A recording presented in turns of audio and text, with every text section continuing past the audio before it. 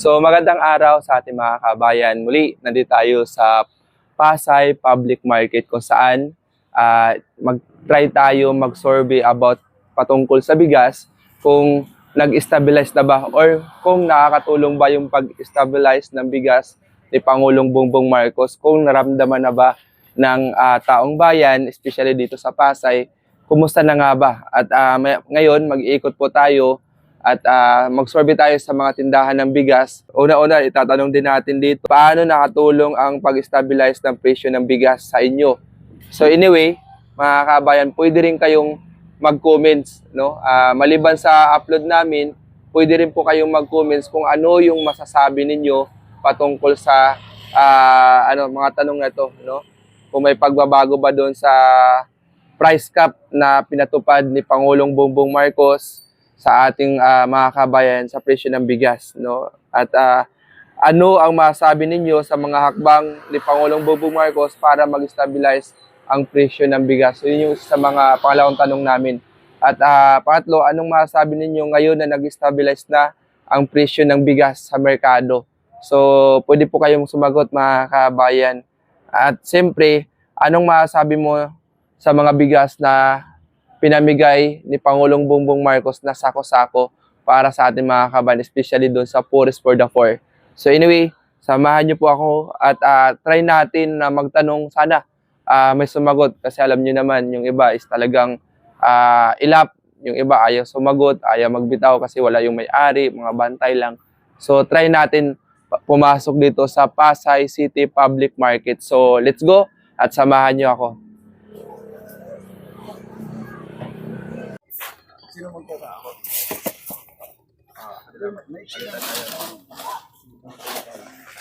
Sir, magandang araw, sir. Pangalan niyo rin, sir?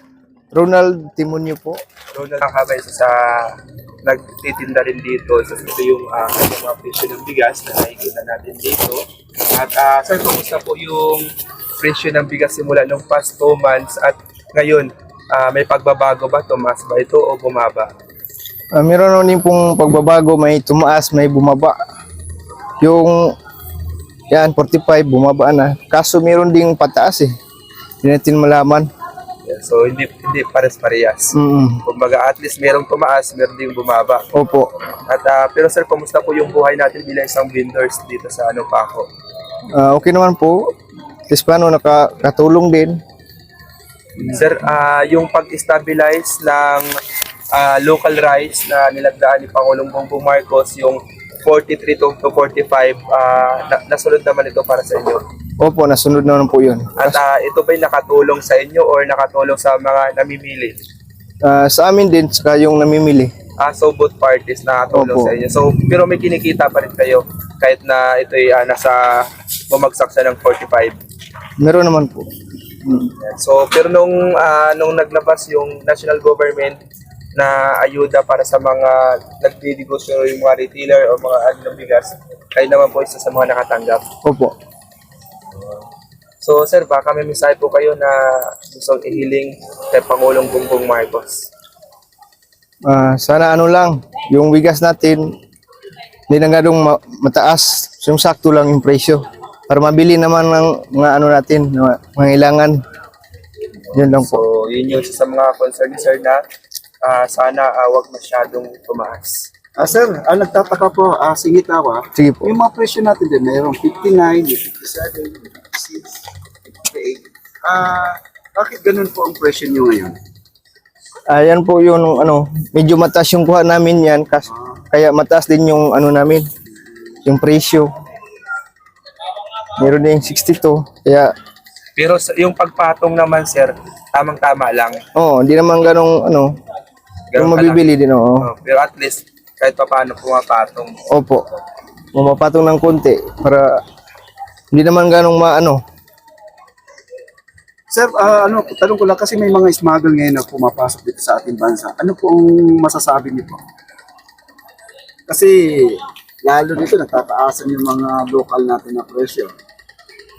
Ang masabi ko lang doon, dapat matutukan para pigilan, Sir, tanong ko lang po, ano yung masabi ninyo patungkol doon sa sako-sakong bigas na binigay ng gobyerno para sa ating mga kabayan. Napanood nyo ba ito, yung mga sako-sakong bigas na, di ba, kung matandaan mo, may mga nakumpiska na mga nag-holding stock. Ngayon, yung mga nakumpiska, pinamimigay like naging 42,000 sacks pinamigay. Anong masabi mo doon, sir? Okay po ba ito? O maganda po ba ito para sa ating mga kabayan?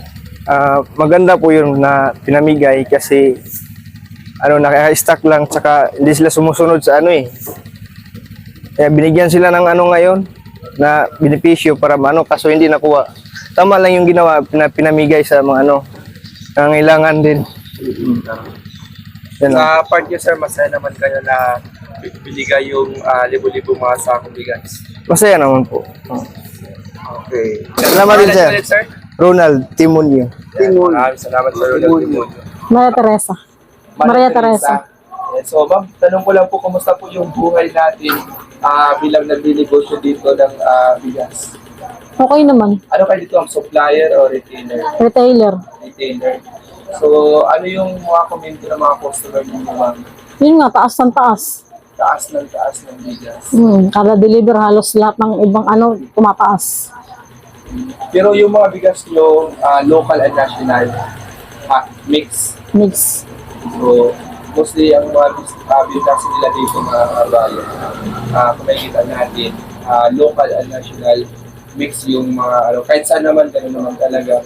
Pero, ma'am, dahil sa ganitong sitwasyon ng taas ng bigas, ano yung mensahe niyo kung kay President Bongbong Marcos? Sana po bumaba yung presyo ng bigas kasi yun naman ang kahilingan lahat ng tao. Ang taas ng presyo. At saka yung puhunan din, isa pa rin yun. Tapos yung tubo, Kaunti lang. Ganun pa rin ang tubo namin. May idea po ba kayo? yung kapital, pamahal, wala na kami kapital. Kumbaga na sir. Tapos yung patong namin, ganun pa rin, same pa rin yung patong namin. Yan, tumaas ng 1,000 dati. Ang tubo namin ay 3 piso. Pagtaas ng 1,2, 3 piso pa rin tubo namin. So, yung 200 pesos, isang kalahating kabay din tinaas. Kalahating kabay yung 200 na tinaas. 3 pesos pa rin ang tubo namin. So, kailangan na naman namin ng utang para panghabol sa dagdag na kapital. Ganon. So, yun lang po yung mensahe niyo, ma'am, kay President Bongbong Marcos. About doon, ma'am, sa nakaraan few months, naglabas po yung national government para sa mga katulad ninyong retailer na ayuda. Kayo po kayo nakatanggap nun? Wala. Po. So, hindi kayo nakatanggap. So, Wala. hindi, bakit hindi kayo nakatanggap? Wala pumunta rito. Wala naman dito pumunta eh. Baka sa palengke siguro, pero sa amin ito wala nakarating. Pero may idea kayo doon, nabalitaan niyo ba yung mga... Nabalitaan. Nabalitaan? Yun. Pero ang problema, hindi kayo napuntahan dito. Hindi. Hindi. Pero kasi lahat naman ng delegation ng bigas. As per kasi doon sa memorandum, Baka hanggang palengke lang sila. lahat kayo dapat, lahat na may permit. Wala nakarating dito. Oh, may permit kami. May permit May kami. GTI kami. Wala nakarating dito. Hindi kayo nag-follow up. Wala. Hindi na. Busy dito eh. Negosyo nila unahin ito, no? Oo. So, anyway, maraming salamat po, ma'am. Maria Teresa. Maria Teresa. Thank you so much po, ma'am. Yun lang po. Consumer, kumusta po yung pamimili natin ng bigas? Yung Mahal po. Nahihirapan din po kami kasi sa katulad namin na mahina ang benta, kita. Siyempre, mas malaking bagay sa amin yung mababa ang bigas. Kasi kahit pa paano, makakabili kami ng mura. Eh kung mahal, siyempre hatid pa namin pabili ulam at saka bigas. Nay, yung kinikita mo dito sa Talipapa o Palengke is kasya naman sa pang araw-araw ninyo. Pinagkakasya po, pinipili. Pagkano kasi maawa po ng mga anak ko. Katulad ngayon, ang apo ko nasa ospital. Kung meron akong pera, magbibigay ako. Kung wala man, panggastos lang po namin. At saka stroke din po ako eh. Pero nagpipilit po ako maghanap buhay para sa pamilya ko. Nay, may hiling po ba kayo kay President Bongbong Marcos? Sana nga po, babahan yung presyo ng bigas. Malaking tulong po sa aming mga mahihirap po yun. Kahit ng mga bilihin, malaking bagay po sa aming tulong yun. Katulad namin na mahinang bumenta ng paninda, nahirapan din po kami umangat kasi mahalang bilhin eh. Hindi kami makabili ng tama namin bilhin. Kung ano nagkasya namin bilhin sa pagkain namin, pambili namin ulam, anong titira, yun na lang po bibili namin, pagkakasyain namin. Minsan po, bibili kami ng pagkain namin ulam, kalahati lang po bibili namin para magkasya lang sa magkakain kami. Sa isang araw po, Mami, ilang kilo po ang binibili nyo? Ibali po isa't kalahati kasi yung nandun sa ospital yung anak ko, nagpapadala pa ako ng bigas. At saka minsan kung may ulam kami, hati-hati na lang din po. Sa isang kilo kalahati, ilan kayo kakain? Ibali po 6. Nako, sa isang araw po yan. Opo, kasi may kasama ko yung mga aso, 2 eh. Oo, siyempre Siyempre, hindi naman. mo pwedeng ipagkainin yung aso, pamilya din po yan. Minsan nga po, kung ano na lang tira, yun na lang kanila. Nanay, isang tanong ko na lang po. Narinig ko kanina, ano yun, na-stroke po kayo? Opo. Ano ba yun, Nay? Ano ba yung kailangan nyo? Nag-wheelchair ba kayo? Nakakalakad naman? Nagkakalakad na po ako kasi 6 na taon na po akong stroke eh. Sa awa po ng Diyos, napagaling din po niya ako sa pagdadasal ko po sa kanya at pagtawag. Kasi unang-una po pagtawag sa Diyos muna bago sa sarili mo. Kaya yun, ginagabayan niya ako hanggang ngayon. Ang dinadasal ko naman uli naman po sa kanya, gabayan niya naman po yung apo ko nasa ospital. At Teresita Murado po. Dito ka parati? Opo, nandito po, ayun po ang pwesto po sa kabila. Sa tapat. kabila Ang lang. tinda ko po doon, kangkong, talbos.